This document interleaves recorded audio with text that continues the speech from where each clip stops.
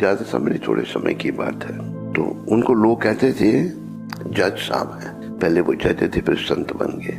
लेकिन यहाँ मंदिरों में जाते तो मंदिर में वो प्रवेश नहीं करते थे, बाहर से ही प्रणाम करते थे।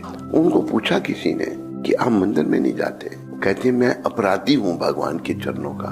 मुझे क्या अपराध हो गया था? एक केवट जाति का सीधा साधा राम भक्त था, उसकी कन्या जवान हो गई, गरीब आदमी था। तो उसके पुत्र कहने लगे पिताजी कुछ उधार लेकर बहन की शादी कर दो, फिर हम काम करके चुका देंगे। तो एक बनिया सेठ के पास कहा कि सीधा साधा बड़ा राम भक्त था, कहते पैसे चाहिए तो आप उधार दीजिए, हम भी चुका देंगे बाद में ब्याज के साथ। लिखा पढ़ी कर ली, वो लिखा लिया, पर नोट लिखा लिया। सेठ के मन में लालच आ गया। सेठ ने क्या किया, उसको पानी लेने के लिए बाहर भेजा और एक गलत पर नोट पर दस्तखत करवा लिए, गलत लिखा करके, जो उस गरीब आदमी के हक में नहीं था, वो गलत लिखा लिया। दोनों रख दिए संभाल कर। तो ये बस भगवान के चरणों में इसका भरोसा था। रघुनाथ जी जाने, ये बात शब्द वो कहता था, रघुनाथ जी जाने। समय आए तो उसने, सेठ ने कोर्ट में केस कर दिया इसके खिलाफ कि मेरे इतने पैसे हैं, जो गलत पर नोट दिखाकर जो लिखाया था उसने। इस जज के पास केस गया। जज जो है उसने इस केवट को कहा तेरा कोई गवाही है?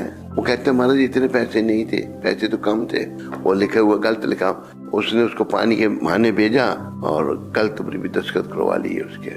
बोले तेरा को गवाही है? कहते रघुनाथ जी जाने। जज ने कहा कि रघुनाथ जी को बुलाओ यहाँ पर।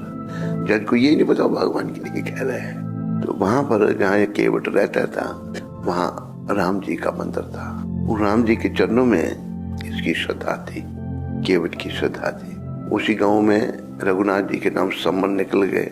चौकीदार जो कचहरी का ले आया, भाई रघुनाथ जी मंदिर में आ गए। रघुनाथ जी के भाई ये तारीख है।